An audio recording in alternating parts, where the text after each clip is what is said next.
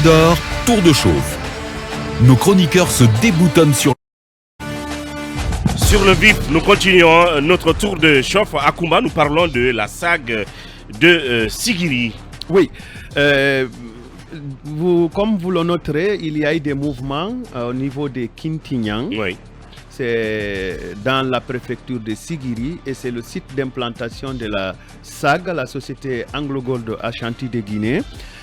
Donc il y a eu des mouvements qui ont amené la fermeture partielle, pour d'autres vous diront totale, des installations de cette usine, parce que les jeunes avaient pris d'assaut les usines menant à cette usine et donc empêchant du coup les travailleurs à regagner ces lieux. Et le motif était quoi? Emploi. Les jeunes réclamaient de l'emploi. Donc, du 30 juin, disons, au 6 juillet, une mission gouvernementale technique a été dépêchée sur le site. Donc, une mission conduite par l'inspection générale des mines et de la géologie, évidemment accompagnée par celui qui est titulaire du portefeuille de travail, donc l'inspection générale du travail. Donc, la mission était dirigée par M. Karamoko Souma, qui est en soi inspecteur général de mines. Donc le travail a abouti à la signature le 7 juillet 2022 à un procès verbal qui tient lieu de protocole d'accord entre les fils de Kintignang, représentés par leurs élus à la fois locaux et dirigeants au niveau de la préfecture. Donc ce protocole d'accord institue en son, si vous voulez, point premier. Il y avait une revendication assez majeure puisqu'on parle de l'emploi. Les populations de Kintignang revendiquaient un recrutement de 200 jeunes qualifiés et non qualifiés. Alors, sur ce point, il y a eu les discussions assez durées, elles étaient houleuses. Donc, la SAG et les communautés sous la médiation de l'inspection générale des mines et de l'inspection générale du travail, bref, sur la médiation de la délégation gouvernementale, se sont accordés au recrutement de 15 jeunes au lieu de 200. 15 jeunes alloués à la communauté, donc c'est une capacité de recrutement allouée à la communauté de Bouré dans le cadre du programme Graduate. Ces 15 candidats-là feront tout de même un test dont le score de l'admission est de 70%. Et ensuite, la mairie de Kintignang de notre ami Bala Kamara va travailler avec les districts concernés et les responsables de ce district, à savoir les directions de jeunesse concernées, ainsi que les sages, pour établir la liste de ces 15 candidats désormais. Donc la communauté de Bouré s'engage à partir donc de ce 7 juillet de surseoir à toute réclamation de recrutement de ces 200 jeunes-là. Il y a eu aussi un autre point majeur qui a été, en tout cas qui a retenu mon attention sur la résolution de ce problème-là. Il s'agit non seulement de l'amélioration des conditions de travail des sous-traitants, mais aussi, si vous voulez, l'appui à la création des petites et moyennes entreprises qui sont les seules pistes capables d'offrir de l'emploi de mon point de vue. Donc la SAG, au niveau de la résolution 4, dit qu'elle est disposée à accompagner des groupements d'intérêt économique et les petites et moyennes entreprises des jeunes en organisant des journées de sensibilisation et d'orientation à cet effet. Et la communauté va travailler avec le service logistique de la SAG pour établir une liste de services et de fournitures nécessaires dont les GIE, donc les groupes d'intérêt économique et les petites et moyennes entreprises seraient capables de produire au bénéfice de l'achat de la SAG. Vous comprendrez que c'est du contenu local. Et enfin, le point 8 qui a retenu mon attention, c'est la mise en place d'une commission de concertation entre la SAG et le Bouré en général, donc par extension. Donc ce point, il est prévu qu'il soit traité lors de la révision du protocole d'accord qui avait été signé. Et puis le point 9, qui était un point de revendication assez crucial pour la SAG elle-même, c'était le départ demandé de M. Mamadi Kouyaté, directeur général par intérim de la SAG, et M. Frédéric Youla, directeur des ressources humaines, tous deux employés de la SAG. Inutile de le préciser, mais j'insiste là-dessus. Donc la communauté des Bouré a décidé à travers le porte-parole des sages et le maire de la commune rurale de Kintignang, donc Bala Kamara.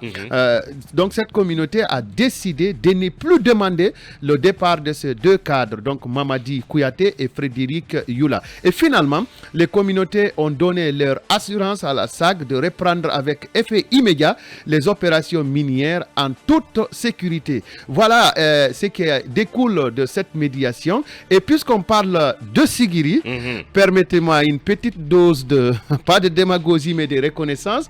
Je voudrais féliciter Moussa Tatakourou, Diawara, qui vient de Tatakourou, qui est une des localités de cette préfecture-là. Oui. Sauf que sa nomination va me priver d'une certaine amitié parce que tous mes amis nommés ne décrochent plus mes appels. C'est finalement des adversaires. Et en plus, pour finir, attention, il y a des gens qui contestent quand même son appartenance à cette agence qu'il occupe. Bien, Moussa Tatakourou Diawara qui est connu de tous, il n'est plus à présenter, désormais qui bénéficie de la confiance du chef de l'État. D'ores et déjà, d'emblée, il faut le féliciter. Et, pardon? Nommé à quelle fonction? Directeur général de l'Office privé de civils. de régulation de sécurité. Voilà, civile. de régulation des sociétés de sécurité privées et la et protection civiles. civile. Ouais. Voilà. Parce qu'il y a tellement de, il y a une floraison des agents de sécurité aujourd'hui. Quiconque Des se lève- sociétés de sécurité privées. quiconque se lève, il récupère 5 bodyguards, il crée son agence de sécurité. Ouais. Il n'y a pas d'agrément. Les travailleurs sont très mal payés. Je crois que Moussa Tatakourou en fera son sacerdoce pour d'abord réguler la situation. Et surtout les sociétés minières qui ont elles-mêmes leur société de gardiennage. Ouais. Ça, c'est un problème qui est Un véritable important. défi. Un véritable défi. Qu'il Et a même, il y a devant lui. il y a des privés qui ont leur garde rapprochée. Absolument. Il faut réglementer tout ça. Moussa Tatakourou a du pain sur la planche. Comme il est du domaine, parce qu'on a compris qu'il était dans cette sécurité en France. Oui, le décret rappelle qu'il était jusque-là le responsable d'exploitation, la Société Générale Security Paris-France. Donc Bien. il est du domaine, même s'il n'est pas bodyguard, j'espère qu'il pourra réguler. Mais le problème c'est quoi? Est-ce qu'il sera sous l'ordre du monsieur Bachir Diallo ou Bien. pas? La question se pose. Et il aura besoin de faire venir Défense. des experts et tout le reste pour vraiment faire le diagnostic du milieu. Mais je reste encore un peu sur Sigiri et pour terminer là-dessus, Akumba. Au regard de tout ce que vous avez rapporté, est-ce qu'on peut espérer que, évidemment, les choses vont pouvoir bien reprendre à la SAG à partir d'aujourd'hui, en tout cas des lendemains de cette médiation qu'on peut qualifier de concluante? Ce qui reste à confirmer, mais j'apprends que la SAG reprend peu à peu, Bien. petit à petit. Bien. La SAG a intérêt à reprendre. Vous savez que quand on a investi, on ne peut pas se lever comme ça et partir. Oui. C'est quand même difficile. Absolument. Mais ce débrayage peut donner encore une mauvaise notation à Bien. la zone en termes de sécurité d'investissement.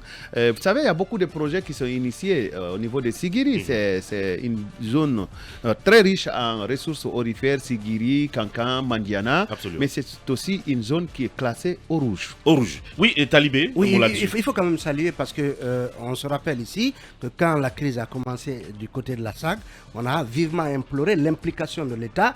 On a vu finalement que le ministère des Mines a pris ses responsabilités à travers l'inspection générale des Mines, dont l'inspecteur Karamoko Souma s'est activé parce qu'il faut rappeler que des semaines avant, Karamoko Souma avait également conduit une mission dans cette zone, Sigiri, Mandiana et autres, dans les zones minières pour justement prendre le pouls de la situation. Donc, qu'on en vienne finalement à ce protocole d'accord, qui s'il est respecté par l'ensemble des parties, pourrait quand même permettre de connaître une longue période de calme, et parce qu'on n'a pas besoin de troubles dans ces zones, parce que la SAG, quoi qu'on en dise, représente un gros générateur de fonds Bien. pour l'État guinéen, sans compter tous les emplois et le contenu local qui revient aux populations de Syrie.